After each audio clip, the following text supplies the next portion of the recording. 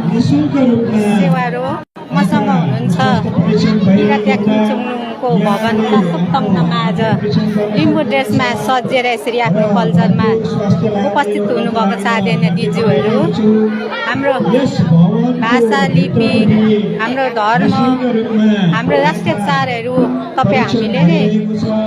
संरक्षण गरेर लानुपर्छ भन्दै उहाँ मसँग हुनुहुन्छ किराँती चुम्लुङ इटरी नगर भवन समितिको कोष अध्यक्ष भीमा नेङबाङ हुनुहुन्छ। उहाँलाई सहसित आवाज खबर स्वागत छ दिदी।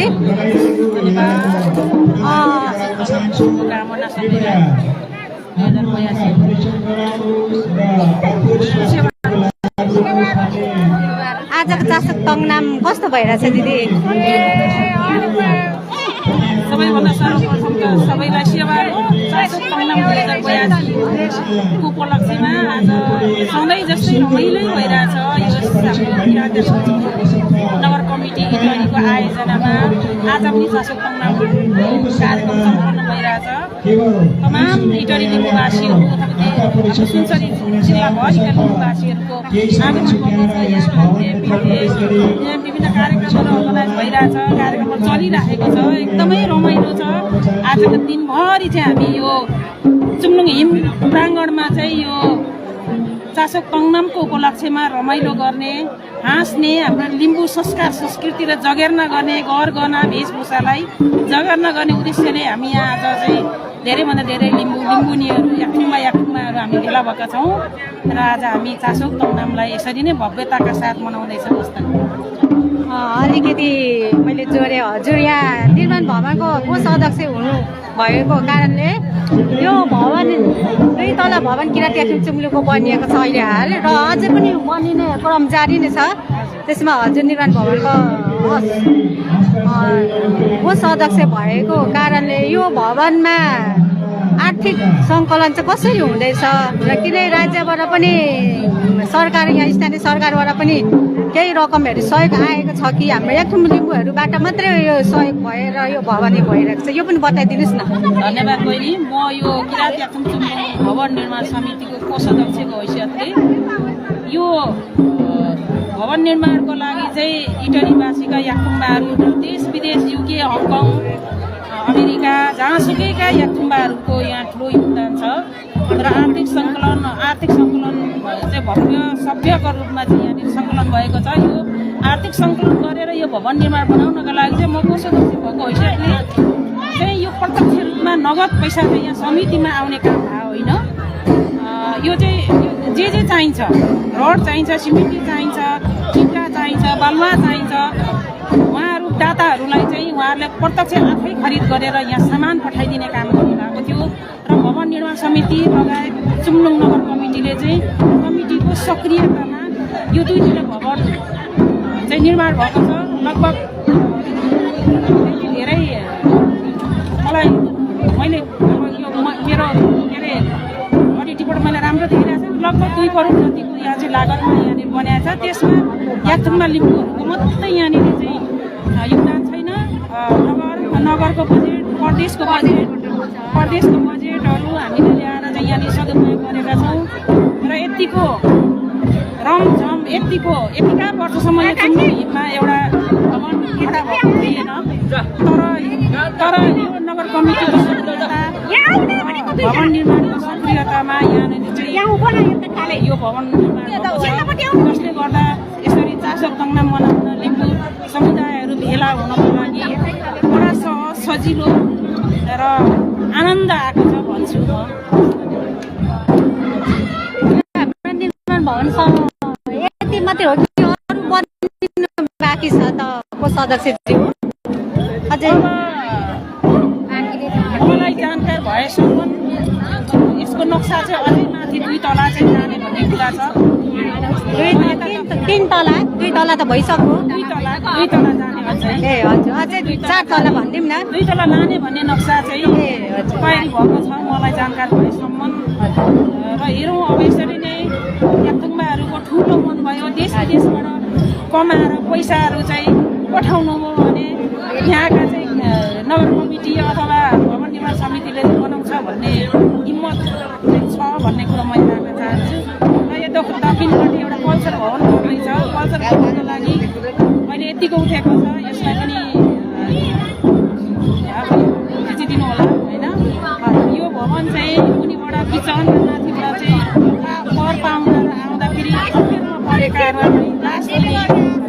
दिने अनि त्यहाँबाट चाहिँ एक रात भए पनि बास दिने राहत दिने भन्ने खालको बनाउने भन्ने छ अब यहाँ भर्खरै नगरपालिकामा बजेट परेको छ त्यो नगरपालिकामा परेको बजेट चाहिँ अब दिन्छ भन्ने आश छ मेयरजीले दिन्छ भन्ने आश छ भए पनि हाम्रा इटारी सुचारी अथवा देश विदेशमा रहेका हाम्रा यात्रुहरू धेरै मनकारी हुनुहुन्छ उहाँले चाहिँ पैसाको सही सदुपयोग गरेर हामीले चाहिँ जे उद्देश्यका लागि पैसा हामीले माग गरेका छौँ जे उद्देश्यका लागि हामीले दाताहरूसँग हात फैल्याएका छौँ त्यही उद्देश्य नै पुरा गर्नका लागि हामी तयार भएका छौँ थोरै लास्ट टाइममा थोरै म हजुरलाई फेरि अनुरोध गरेँ यो 2 तले भवनमा किराँती याक्थुङ चुम्लुङले बनाएको भवनमा भाडाहरू लाउने के कस्तो बन्दोबस्त गर्नुभएको छ भाडाहरू भन्दा हल भाडा लाग्यो होला अब यो पोहोरदेखि त्योभन्दा अगाडि त बनेको थिएन कम्प्लिट भएको थिएन होइन पार्टीहरूले अनि त्यहाँबाट सङ्घ संस्थाहरूले त्यहाँबाट सहकारी संस्थाहरूले के अरे साधारण सभाहरू उनीहरूको प्रोग्रामहरू 2-4 पटक होला त्यो नगर कमिटीलाई थाहा छ भवन निर्माण समितिलाई त त्यति थाहा छैन किनभने अब भवन निर्माण के अरे याक्थुङ चुम्लुङको चाहिँ समिति नै सक्रिय भएर काम गरिरहेकोले गर्दा हामी चाहिँ भवन निर्माण गर्ने बजेटहरू खर्च गर्ने मात्रै बाटोमा काम गर्ने भएकोले गर्दाखेरि यस्तै छ अवस्था अन्य कुराहरूमा भाडा लागेको त्यस्तो छैन हस् त धन्यवाद हाम्रो निर्माण भवनको अध्यक्ष हिमा टेङमाङ हुनुहुन्थ्यो हजुरको पनि परिचय थोरै दिनुहोस् न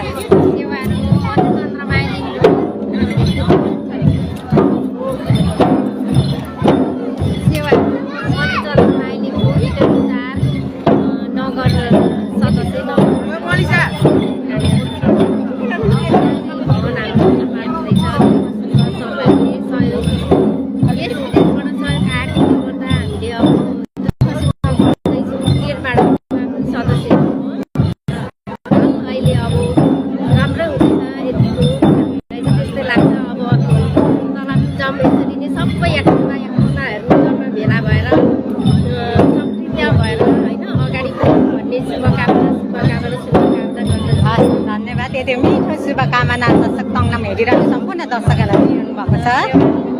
हजुर राम्री दिदी आज नै बिजी हुनुहुन्छ उहाँको पनि परिचय दिनुहोस् न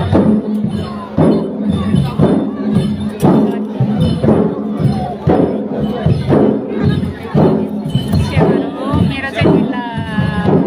काप्लेजुङ जन्म नेस हो अहिले हाल इटरी 4 सिसिल टोल हो म राजकुमारी आङवाङ अहिले किराँत याक्थुङबाट नगरबाट म सदस्य छु होइन के भन्न चाहन्छु भने यो हाम्रो दक्षिण बङ्गाललाई चाहिँ भव्य र सभ्य बनाऊँ भन्दै हाम्रो कल्चरलाई चाहिँ जसरी हुन्छ माथि उठान गर्दै लैजाउँ होइन भन्ने मेरो चाहिँ यही भन्दै म 2 शब्द यहीँ बन्द गर्छु ल धन्यवाद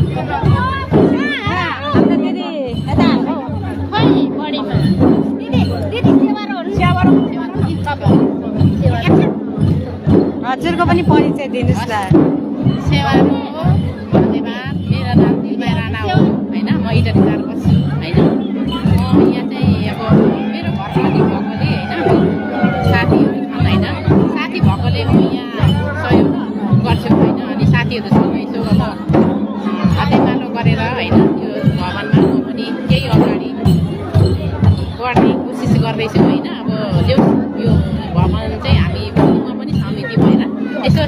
म पनि साथीहरूलाई हिँड्ने गर्छु होइन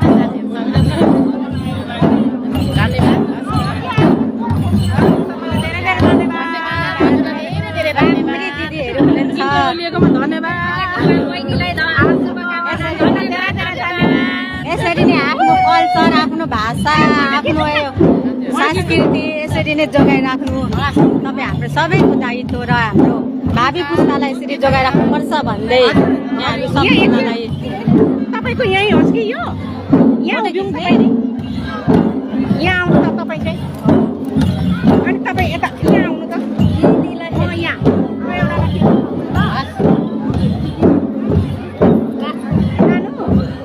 एउटा फोटो लु मेरो त क्यामेरा यहाँ छ लु खिचौँ त केही हुँदैन तपाईँको क्यामेरा नगरकार्य समितिले आयोजना गरेको 400 नम्बरमा अझै पनि